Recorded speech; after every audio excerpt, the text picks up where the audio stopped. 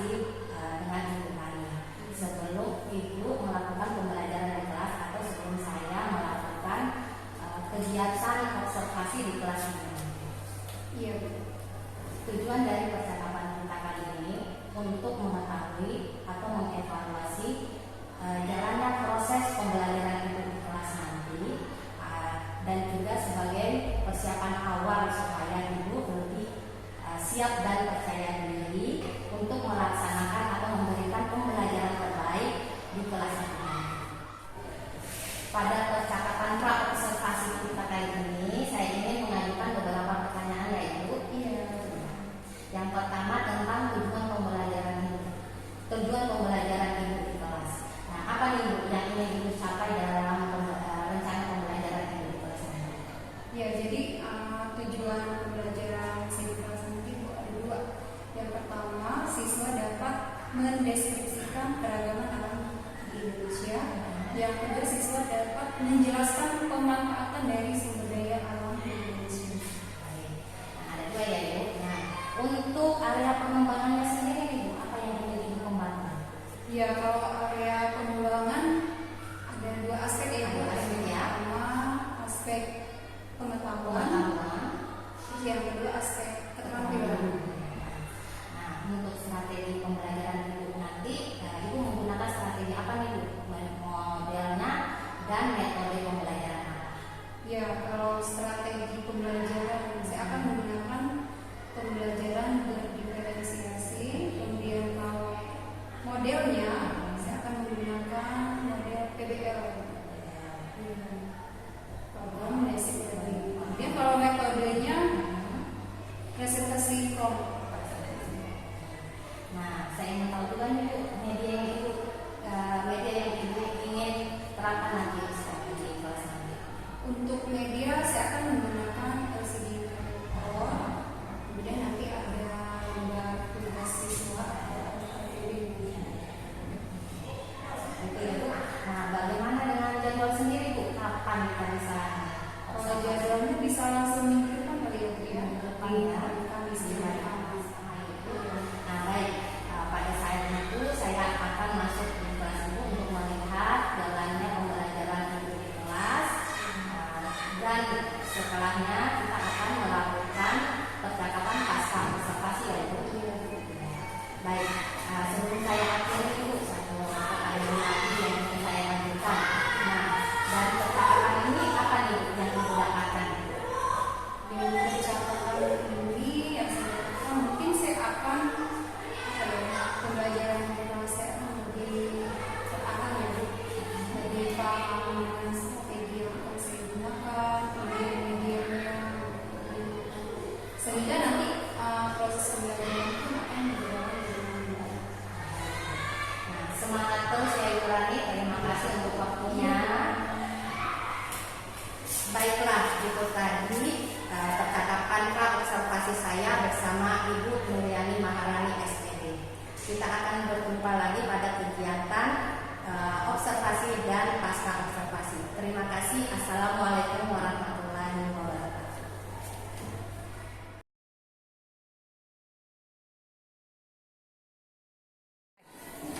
Gereja praktik berdoa dimulai.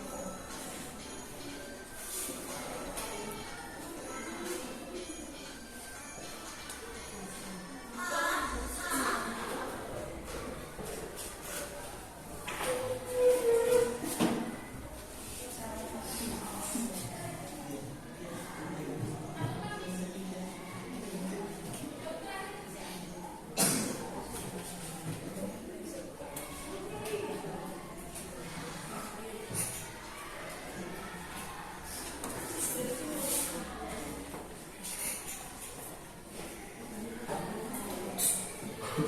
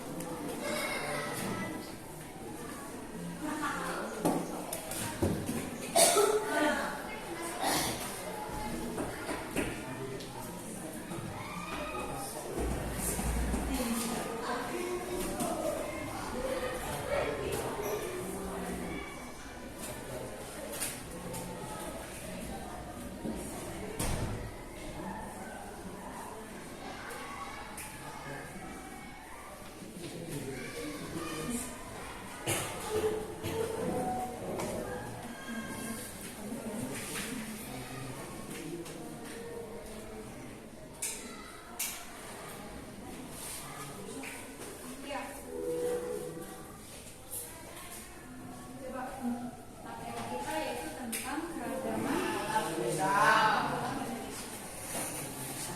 Coba kalau ditanya sebelum kita masuk ke materi keragaman alam. Kata keragaman, apa sih keragaman itu? Keragaman alam Indonesia. Coba kata-kata keragaman itu apa sih? Yang bisa menjawab? Apa itu keragaman?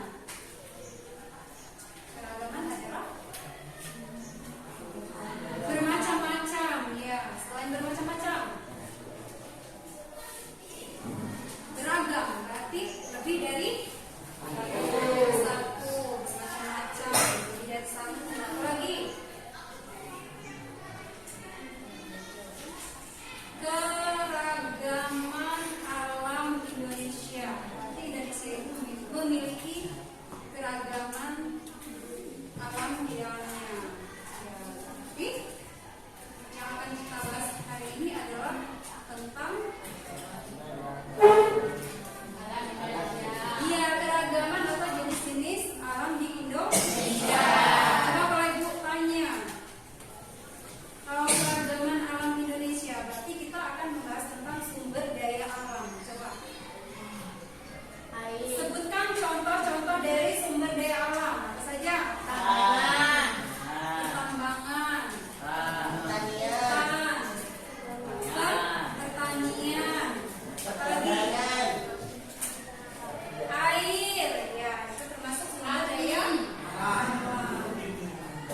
Ya, jadi ada hutan, pertambangan, air, tanah, itu termasuk dalam sumber daya alam.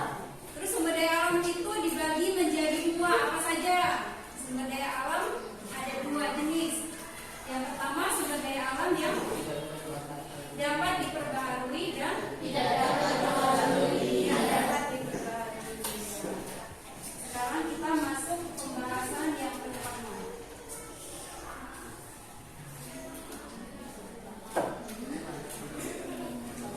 Nah, di sini ada 3 letak geografis ya yang mempengaruhi tentang keragaman alam di Indonesia. Yang pertama itu ada letak geografis. Letak geografis itu artinya Indonesia itu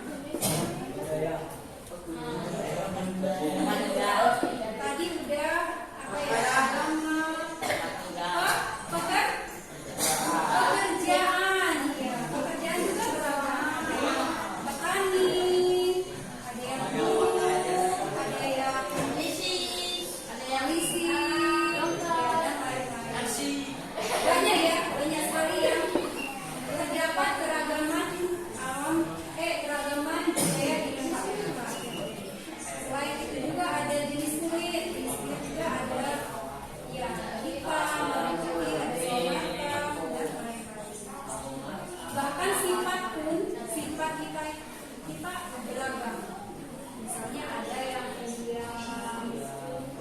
ada yang apa ya, ramah lembut, ada yang kita berbicara keras. Maksudnya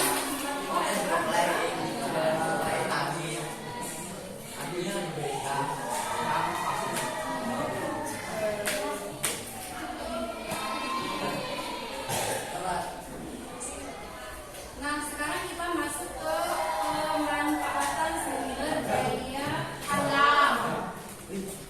Ya, tadi sudah disebutkan contoh-contoh dari sumber daya alam tadi apa saja, Nak? Coba mungkin ada hutan. Selain hutan ada air, pertanian. Sekarang kita jelaskan manfaat dari masing-masing contoh sumber daya alam yang disebutkan. Coba yang pertama hutan. Kira-kira apa sih manfaat dari hutan untuk kita? Sejuk, Coba apa manfaat hutan? udara yang baik, Menyediakan bahan makanan. Kemudian, ya selain bahan makanan bisa kita olah menjadi bahan apa kira-kira? Bahan ya yang akan kita olah menjadi misalnya buku. Ya, kalau daun pandan itu bisa kita olah menjadi selain itu bisa itu menjadi obat-obatan. Masalah selain hutan ada air, manfaat dari air apa? Ya, sumber kehidupan yang pastinya untuk minum. Selain air, apa saja tadi yang disebutin? Pertambangan. Coba sebutkan apa saja pertambangan yang ada di Indonesia.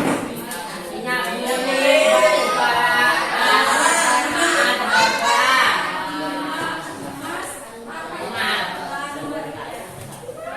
coba ibu tanya, kalau minyak bumi, contoh pertambangan minyak bumi apa? Contohnya bensin, solar, terus yang masuk dalam minyak bumi. Terus selain minyak bumi ada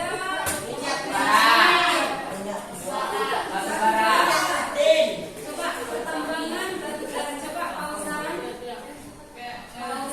jangan main-main.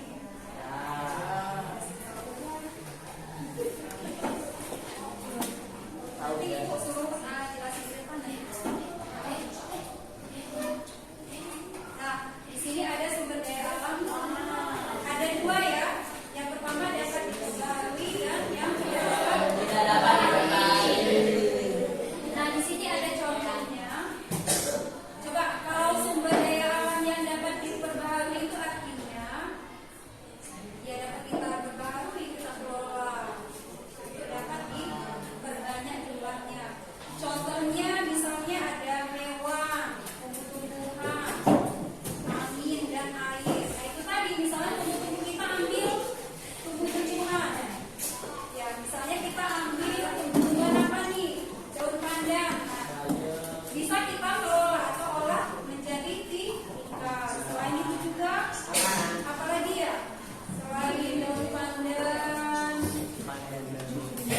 Kemudian kalau sumber daya alam yang tidak dapat diperbarui artinya jumlahnya sangat terbatas dan tidak dapat diperbanyak. Contohnya minyak bumi, emas, besi, tambang dan lain-lain. Tidak boleh diperbarui, tidak bisa diperbanyak.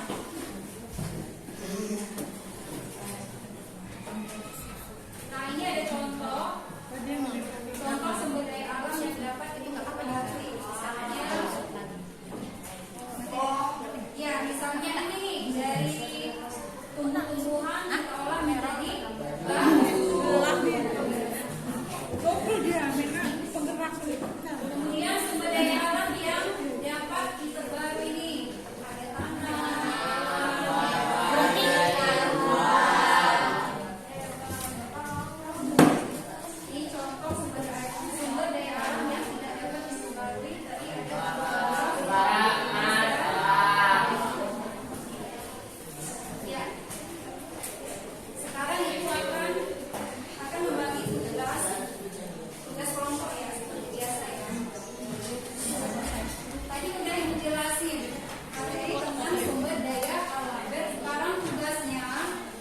masing-masing berkelompok membahas tentang ya, sebutkan contoh-contoh dari sumber daya alam. Yang sudah kalian sebutkan tadi, kalian tulis lagi di kertas atau lembar contoh-contoh sumber daya alam. Terus misalnya tadi contohnya hutan. Yang pertama hutan ya, sumber daya alam itu contohnya pertama hutan. Nah, hutan itu bisa kita olah menjadi apa? Nanti dijelaskan ya. Ya. Tiap kelompok tugasnya sama, nanti jawabannya kan nanti ada. Silakan didiskusikan nanti per kelompok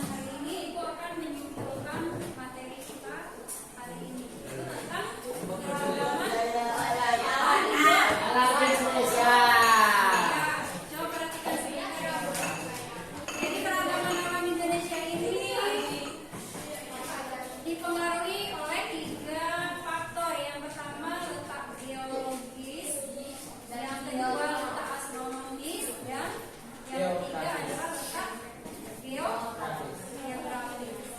Jadi Indonesia ini terdiri dari dua benua, yang pertama benua Asia dan benua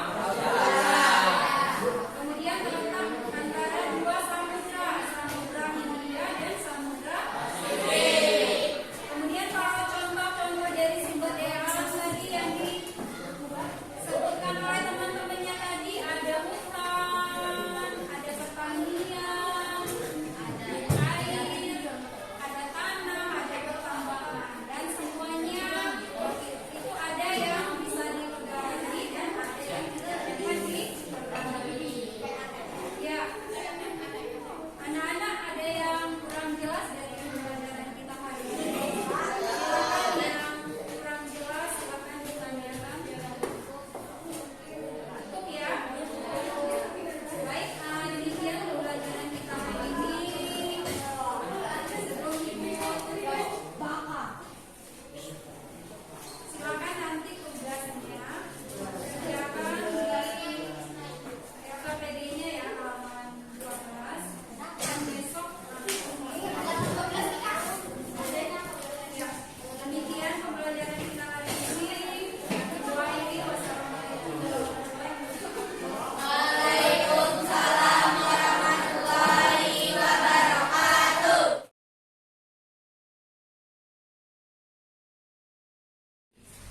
Wassalamualaikum warahmatullahi wabarakatuh. Assalamualaikum warahmatullahi wabarakatuh. Pada kesempatan kali ini saya akan melakukan percakapan pasca observasi ditemani oleh rekan sejawat saya Ibu Nuryani Maharani SPD, dan juga saya didampingi oleh pengajar praktik saya Ibu Astuti Mutahar. Assalamualaikum Ibu Rani. Waalaikumsalam Bu Rani. Assalamualaikum Ibu Astuti. Waalaikumsalam Bu Maharani dan Bu Rahmi. Baik Ibu, pada hari ini kita akan melakukan percakapan pasca observasi, di mana sebelumnya kita sudah melakukan percakapan pra observasi dan observasi di kelas. Adapun tujuan dari percakapan pasca observasi kita kali ini untuk mengevaluasi sejauh mana pembelajaran Ibu di kelas dan juga bagaimana rencana tindak lanjut yang Ibu akan lakukan. Saya ngobrol-ngobrol santai ya Ibu Rani tentang observasi kemarin. Ya. Gimana nih Bu perasaannya saat observasi kemarin? Ya, perasaannya ya alhamdulillah senang Bu, senang, lega kan sudah melakukan kegiatan seperti itu.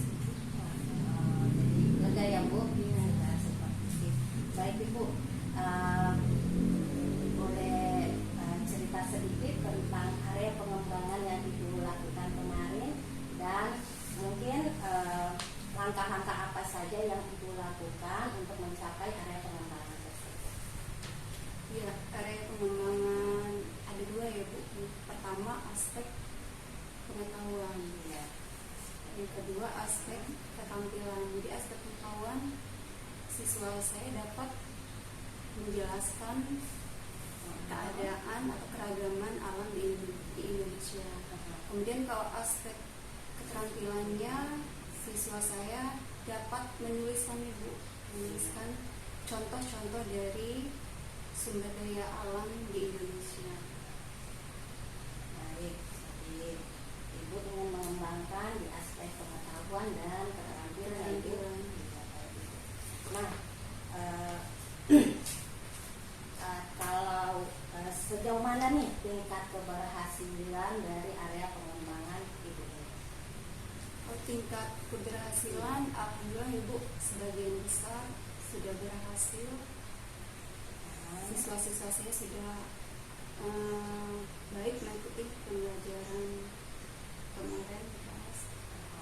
Jadi sebagian besar sudah berhasil ya Ibu. Nah, dalam proses pembelajaran Ibu itu mungkin Ibu temui kendala atau hambatan. Bisa diceritakan Ibu? Kalau kendala atau hambatannya, ada beberapa siswa yang kurang fokus Bu dalam mengikuti pembelajaran saya kemarin. Mungkin ada yang lain? Ya mungkin ya kurang fokus itu Kurang fokus ya Bu. Jadi siswanya kurang fokus dalam mengikuti pembelajaran. Baik Ibu, menurut Ibu faktor apa nih yang menyebabkan siswa tersebut kurang fokus? Mungkin apa ya Bu, kurang konsentrasi kali Bu. Yang ada juga Bu, beberapa siswa yang ngobrol saat ketika saya menjelaskan materi. Oke, jadi kurang konsentrasi dan ngobrol sama temannya ya Bu. Baik. Nah, mungkin menurut Ibu apa yang bisa Ibu lakukan untuk mereka bisa fokus dalam pembelajaran? Mungkin saya akan menyiapkan lagi media kali ya Bu ya, media yang lebih menarik lagi. Dan selain itu juga saya akan memberikan game atau permainan agar siswa-siswa saya lebih fokus kembali mengikuti pembelajaran. Jadi menyiapkan media yang lebih menarik dan atau permainan game gitu ya Bu. Nah, mungkin ada yang lain lagi mungkin yang bisa Ibu lakukan? Ya mungkin metodenya kali ya Bu ya. Selain metode ceramah, saya akan memberikan metode contohnya presentasi kelompok. Jadi mereka saya akan memberikan kesempatan pada siswa saya untuk lebih aktif lagi untuk berpikir kritis. Jadi itu akan mempresentasi Metodenya itu presentasi kelompok itu ya presentasi Bu. kelompok. Baik. Mungkin ada lagi? Sepertinya cukup Bu. Cukup ya. Baik Ibu. Bagaimana nih rencana tindak lanjut Ibu atau rencana ke depannya? Ya kalau rencana ke depannya Ibu ya, yang pastinya saya akan menyiapkan media yang lebih menarik lagi, kemudian akan menyiapkan permainan games yang lebih banyak lagi. Metodenya tadi ya Bu ya, saya akan memberikan metode presentasi kelompok. Mungkin itu ya Bu.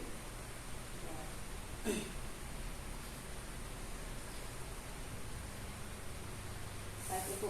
Nah, kira-kira nih Ibu bisa merealisasikan rencana Ibu ini kapan?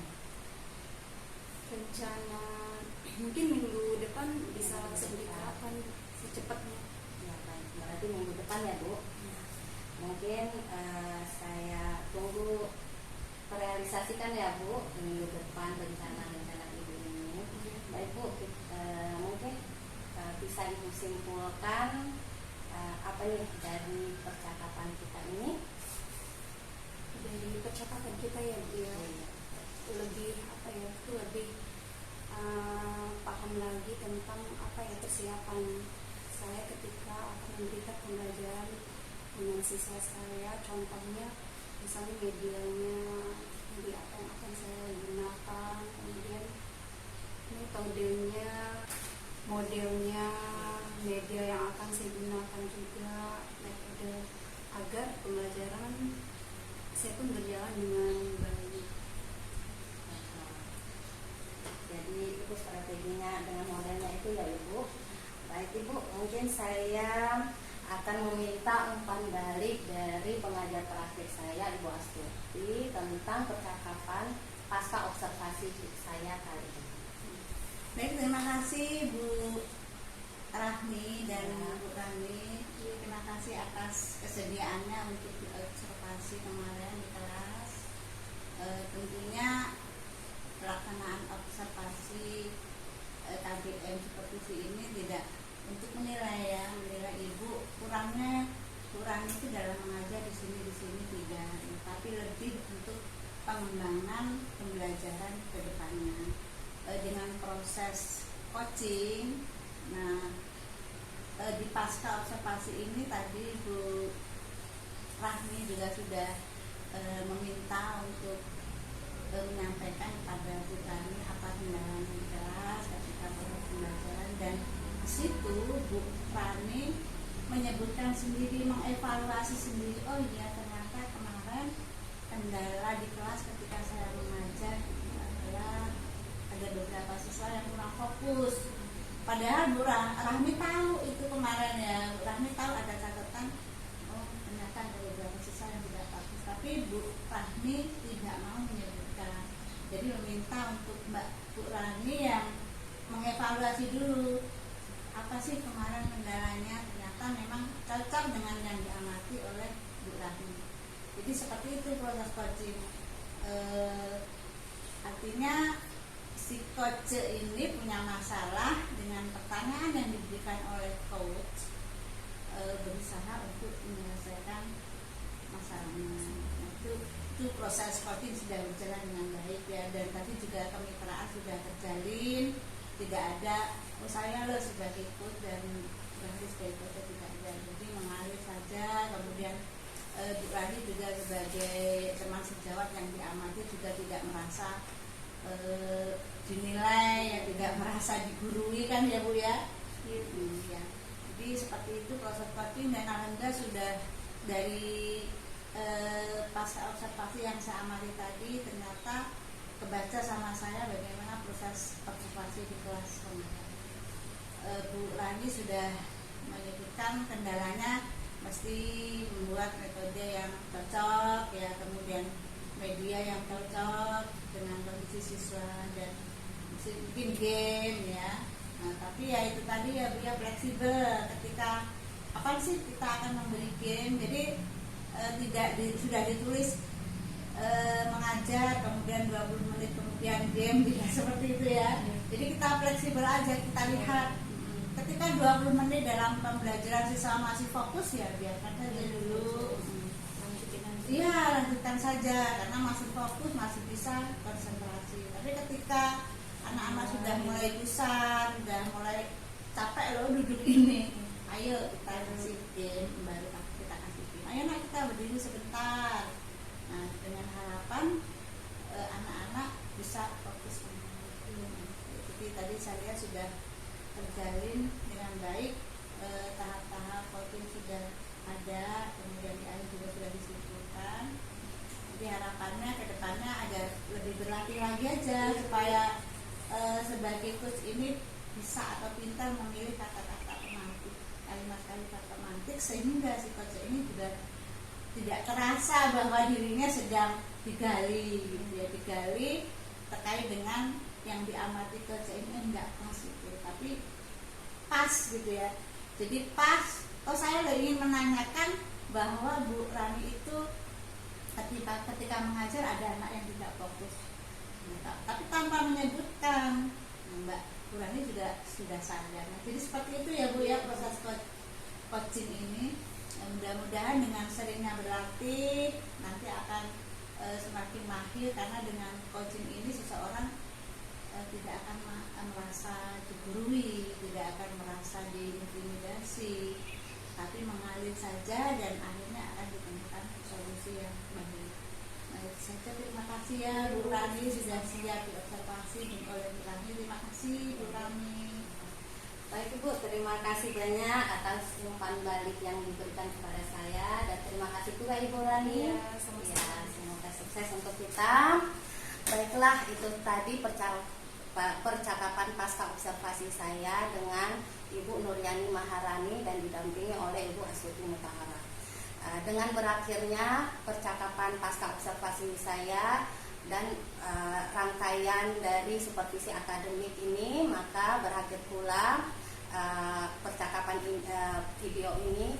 Terima kasih, semoga bermanfaat. Assalamualaikum warahmatullahi wabarakatuh.